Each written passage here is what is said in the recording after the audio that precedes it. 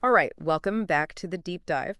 I'm sure every bow hunter out there, no matter how long you've been at it, a season or decades you've been there, you take that shot and the arrow hits bone. And we all aim for the perfect shot placement. In reality, sometimes you just don't get it, and that arrow ends up hitting heavy bone and things get a little more complicated. So today, what we're going to do is take a deep dive into what happens when that arrow meets serious resistance, and most importantly, how you can make sure you're stacking the odds in your favor to get a complete pass-through. So you've brought some really fascinating research today. What's the mission? What are we going to unpack for the listeners? We're going to break down Dr. Ed Ashby's 2005 update to his study on heavy bone penetration. So forget all the campfire stories and all this stuff on the internet. We're talking real science, real animal tissues. We want to understand what gives an arrow the best shot at breaking through bone and what helps it keep going after. Okay, so let's take it from the top. Let's just start with the basic goal. What is the absolute best case scenario when that arrow leaves the bow? The best thing that can happen every single time is a complete pass-through. The arrow enters the animal and exits the animal. A lot of people think this is just about getting your arrow back. Yeah. But it's much, much more than that. It's actually critical for making a quick and ethical kill. Yeah, of course we all want to get our arrows back, but you're right. The real reason goes way beyond that. So, for all the new bow hunters out there, why is a pass-through so important for an ethical and quick kill? Well, arrows kill through hemorrhage blood loss. But when that arrow stays stuck in the animal, the shaft itself puts pressure on the wound. And what that does is it actually slows down the bleeding. Think of it like when doctors say you shouldn't pull out an embedded object because it might make the bleeding worse. Same principle here. The arrow in the wound actually keeps the animal from bleeding out quickly, and that's what we need for a humane kill. I never thought about it that way, but it makes a lot of sense. It really changes how you think about a pass-through. It's not just about making a good shot, it's about making sure that shot is ethical too. But we all try for perfect shot placement, and we have to face the reality that that doesn't always happen out in the field. Yeah, that's right. Even if you're the best shot in the world, you can't guarantee a perfect shot every time Hmm. because, we're shooting arrows, not bullets, and those arrows don't travel faster than the speed of sound, right? So that animal has time to react before the arrow gets there. They might jump the string, they might flinch, who knows? The study actually says that the animal gets a vote on where the arrow hits. So we can't always control exactly where the arrow hits, but what's like the main thing that gets in the way of a clean pass through when a shot isn't perfect? What stops an arrow dead in its tracks? Okay, so the biggest roadblock, and the research shows this over and over again, it's when the arrow hits heavy bone. We're talking about the thickest, densest parts of the skeleton. Those bones can take a crazy amount of energy and stop an arrow cold. Yeah, and bow hunters have been trying to figure out how to get through bone for ages. Right. This has been a big focus of archery research for a long time.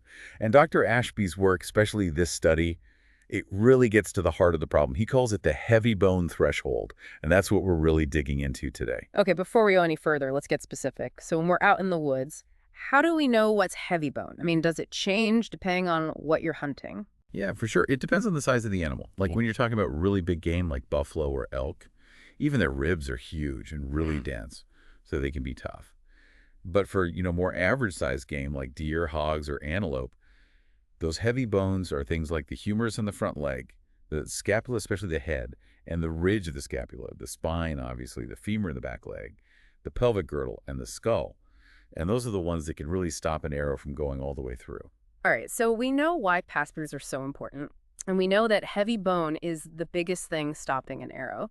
So let's get into the meat of this research. What did Dr. Ashby find out about how to get arrows to break through bone? What actually works? Okay, so first, it's really important how they did these tests. All the tests were on freshly downed animals. That means within like 30 minutes of the animal being killed.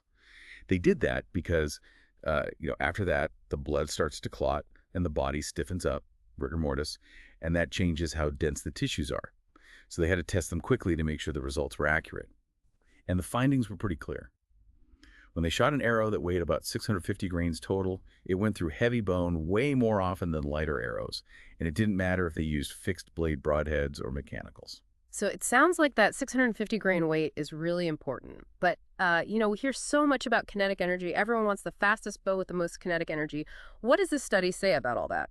Here's the thing, and this might surprise some people, kinetic energy didn't really matter for getting through bone. They tested all kinds of kinetic energies, from like 32 foot-pounds all the way up to 79. That covers a wide range of bows, traditional and compounds.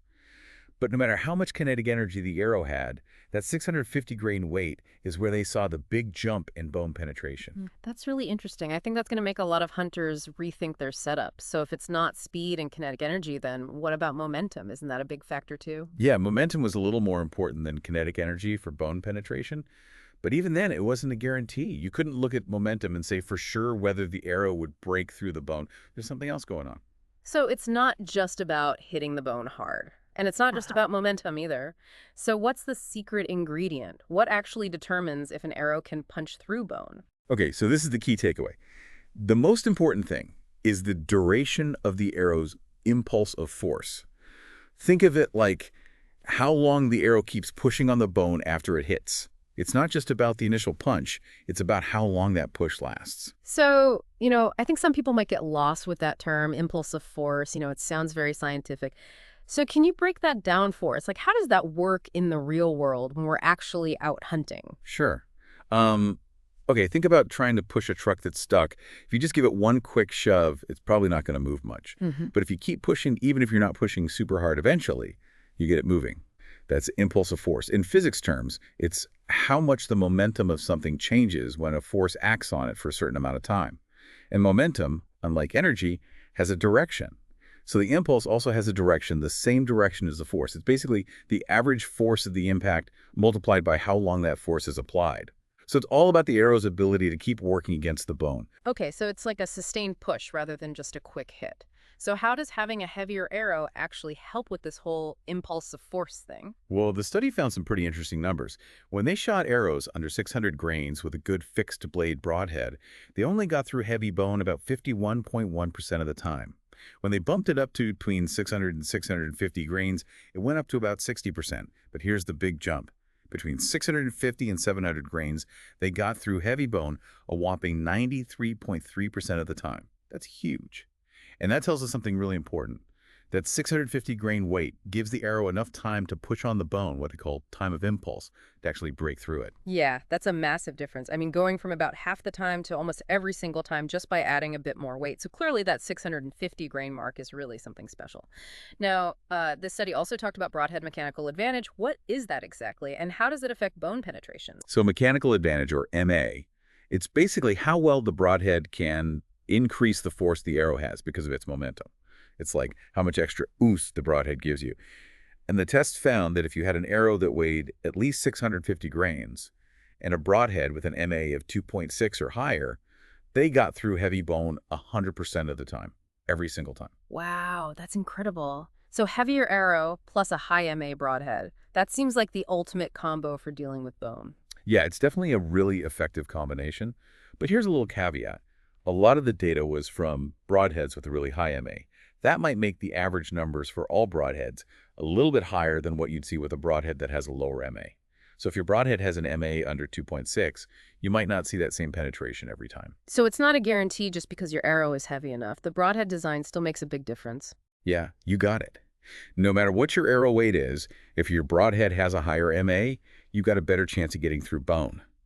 Because basically, it helps the arrow do more work with the force it already has.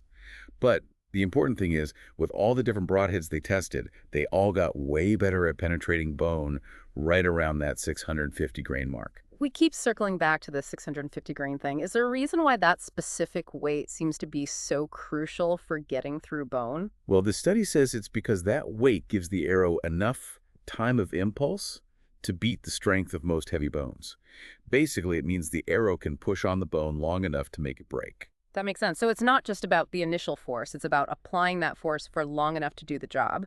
The study uses a really cool bowling ball analogy to explain this. Can you tell us about that? Yeah, so imagine you're trying to move a bowling ball. If you give it a quick hard poke, it'll move a little bit, but then it'll probably stop. But if you give it a good long push, even if it's not super hard, you'll get it to roll a lot farther. That's kind of like impulsive force. It's about how long you apply the force. In the same way, an arrow that can keep pushing on a bone for longer has a better chance of getting through, even if it's not going super fast at first. I like that. It really helps to picture it.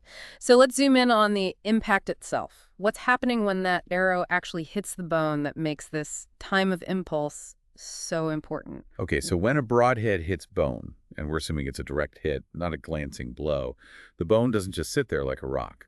First, you'll see some movement at the joints and the cartilage. Then the bone itself will actually bend a little bit, trying to soak up all that energy from the arrow.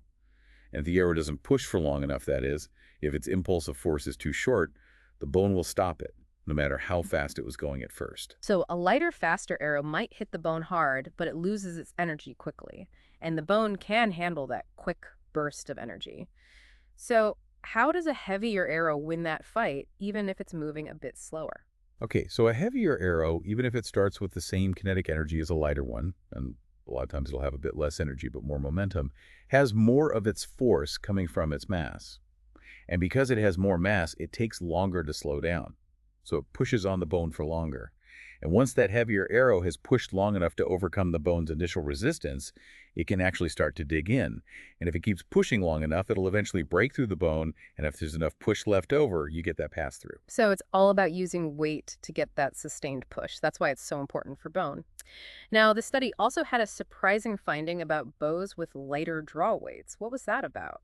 Yeah, this is one of the cool things they found. They looked at a 45-pound bow shooting a 650 grain arrow. Guess what? It could break through bone just as often as a 650 grain arrow shot from way heavier bows like 55, 60, even 80 or 90 pounds. Pretty crazy, right? So a lighter bow can be just as effective at getting through bone if the arrow is heavy enough, but I'm guessing there's more to the story, right? Exactly. It's really important to understand that even though the 45-pound bow might get through the bone, it's not going to penetrate as deeply as a heavier bow. Once the arrow breaks through the bone, how much farther it goes depends on how much energy and momentum it has left. And a heavier bow gives the arrow a lot more energy to start with, so it'll keep going deeper after the bone. So the lighter bow might get through the bone, but it won't necessarily keep going through the animal as far as a heavier bow. But for breaking that bone, the arrow weight is what matters most. Exactly. In fact, the study says that if you use the same broadhead, a 650 grain arrow from that 45-pound bow will actually get through bone more often than a lighter, faster arrow from a heavier bow.